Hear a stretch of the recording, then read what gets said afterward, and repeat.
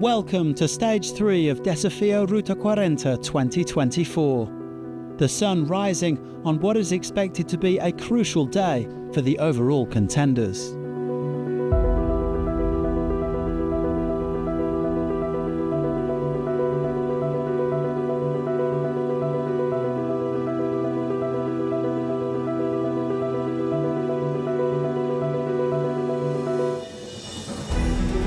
According to rally director Pablo Eli, this is a proper cross-country stage with all manner of different terrain and constant changes of rhythm.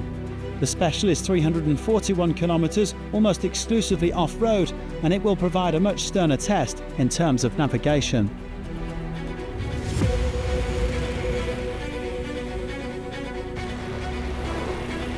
It was still dark when the bikers gathered at the start line this morning before going through their rituals and preparations. It's key to get yourself dialed in before a long day in the saddle.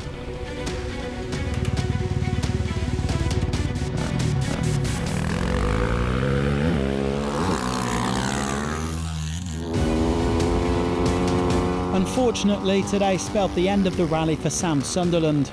The two-time Dakar winner got as far as the first neutralisation and then rode back to the bivouac, with his gas team not specifying what caused him to pull out. Sunderland's unhappy run goes on. He hasn't finished a rally since being crowned world champion in Andalusia back in late 2022.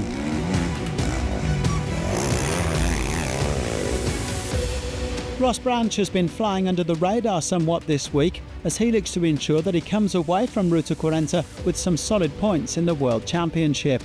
The W2RC leader was actually top of the timesheets today at kilometre 127, but he lost a few minutes due to what he described as a stupid navigation mistake just before refuelling. Branch still had fun out there and he sits 5th overall. Today I felt really good and went out there and gave it my all, and unfortunately I made a mistake, but that's it, that's racing, and we'll come out swinging again tomorrow. Honda now occupy the top 4 spots overall, and they look set to win their 3rd rally of the season, but with which of their riders? Tosha Shirena could well make it back-to-back victories after Portugal. The Spaniard was 3rd today, having struggled with a couple of notes, but he is only a minute and a half off the pace overall in 2nd place. And he's promised to give it his all in the last 2 days. Well, this is the man that he'll be chasing, Ricky Brabec, who put in another storming performance on this 3rd stage. The American's confidence is clearly sky high after his Dakar win in January, and even if he started out a bit slow in the cold, he really put the hammer down to win his 2nd stage of the week by over 3 minutes from his teammate Skylar Howes. Brabec says that this one is going down to the wire. It's always the plan to keep the gap, but opening tomorrow with all the guys hunting me down is not going to be too easy, but hey, the only thing we can do is do our best and be happy with it. So definitely going to go back to the hotel, take some rest, and really focus on tomorrow. Another 1-2-3 for Honda, with Daniel Sanders taking an encouraging 4th place as he works his way back to full fitness. Adrien Van Beveren was 5th after opening the stage. And here's how they line up overall. Brabec 134 clear of Shirena in that Honda 1-2-3-4.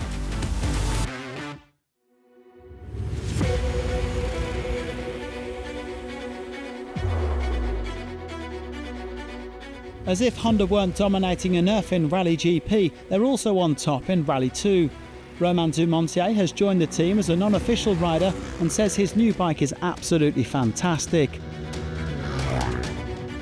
Even if he found the day quite difficult and made some mistakes, he was still the 9th fastest biker and the quickest in Rally 2, where he increases his lead to over 3 minutes.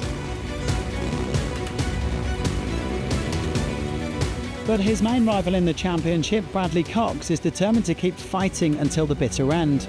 The South African said it was nice to get into more desert-style tracks today, and though he spent a while riding in the dust behind Daniel Sanders, he was happy with the day's results. Cox is ready to pounce on any slip-ups that Dumontier might make in the coming days. He's riding really well, and obviously he's enjoying the Honda, and yeah, look, it's rally, anything can happen, but for sure with the next 2 days I put 100% in. Dumontier winning the day by 1 minute and 47 from Cox, with Edgar Canet at just over 6 minutes. Jeremias Pascual and Toby Hedericks round out the top 5. The top 5 on the stage are also the top 5 overall. Dumontier leads by 3 minutes and 12. Eduardo Alan is making a long-awaited comeback to Rally Raid this week. The Argentinian rider has completed 5 Dakars, but last took part back in 2013. He is currently 3rd out of 3 in the Rally 3 class, but delighted to be back in action for the Med Racing team.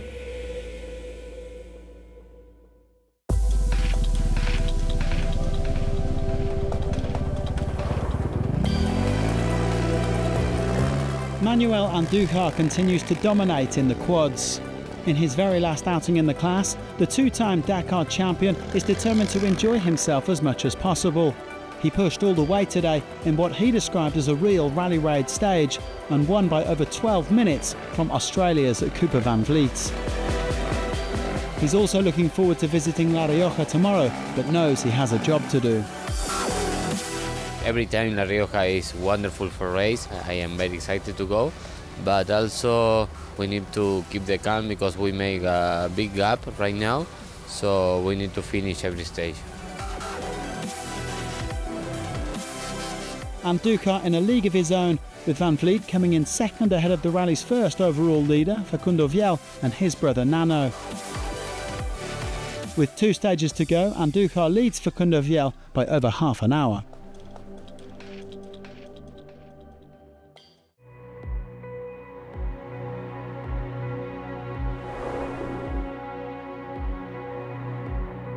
To the ultimate class, and Sebastian Halpern always likes coming to Ruta 40. He even won the rally back in 2016 and 18. The Argentinian was very happy with today's outing in his X-Raid Mini.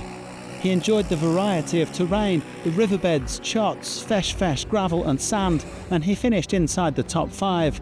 Halpern growing into the rally day by day, he now sits 4th overall.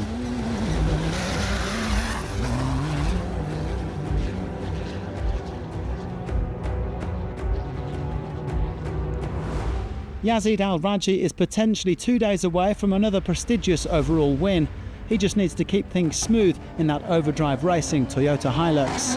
And the rally leader did exactly that, only dropping 2 minutes today as he came 3rd. The car has had some suspension issues this season, but they're not really a problem here at Ruta 40, where there are no big dunes. Al-Rajhi still leads Nasser Attiyah by over 2 minutes, and he will be starting behind the Qatari tomorrow. For Attiyah, it's all about the bigger picture. He says there's no need to push like crazy as he targets another World Championship title. He and his co-driver, Edouard Boulanger, ran into a few problems, including a blocked exhaust pipe and some punctures, so they did pretty well to only drop 1 minute and 9 seconds today on the winners. 2nd place for Nasser, who remains 2nd overall.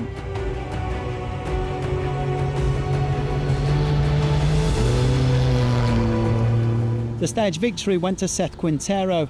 The young Americans had some difficulties this week, getting stuck on stage 1 and then eating the dust on stage 2, but today he got it spot on. He also prefers these sandy desert tracks to the WRC-style pistes around Cordoba. Quintero says he feels the best that he ever has, and so does the car, and this win pushes him back into the top 5 overall.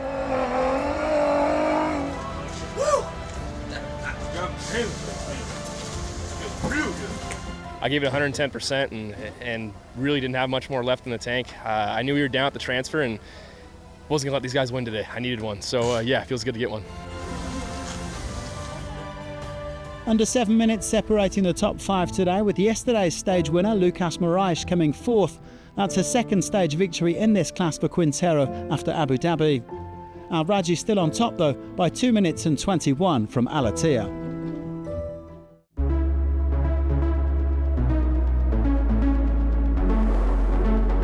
It was all about Argentina in the Challengers today, as a couple of home favourites vied for victory. Nicolas Covigliasso spent quite a while trying to get past Marcelo Gastaldi. He then punctured towards the end of the stage, but decided not to stop, so he finished on 3 wheels. Despite all of that, he came 2nd and only dropped 4 minutes, actually gaining some time on the rally leader, Rokas Pachuska.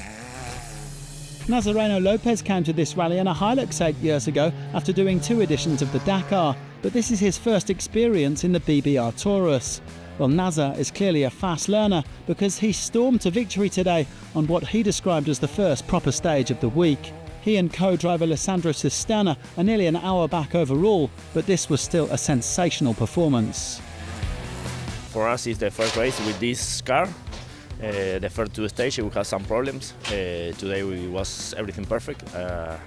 So with the team and with my co-driver were very great.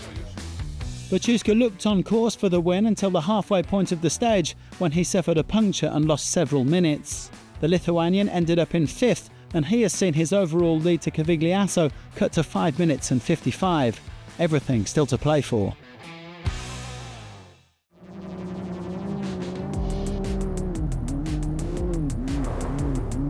It's also very tight in the SSVs, where Ricardo Romillo picked up his second win of the week.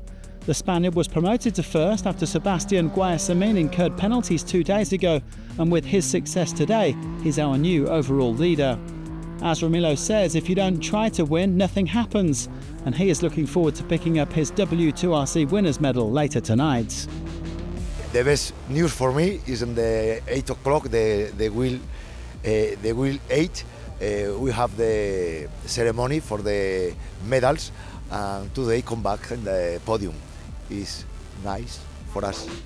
Romillo came in over 7 minutes clear of Guayasamín and Enrico Gaspari, who were only 13 seconds apart.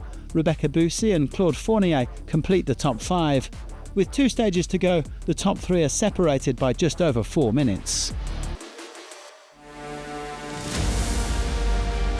And so we come to the end of another day at Desafio Ruta 40.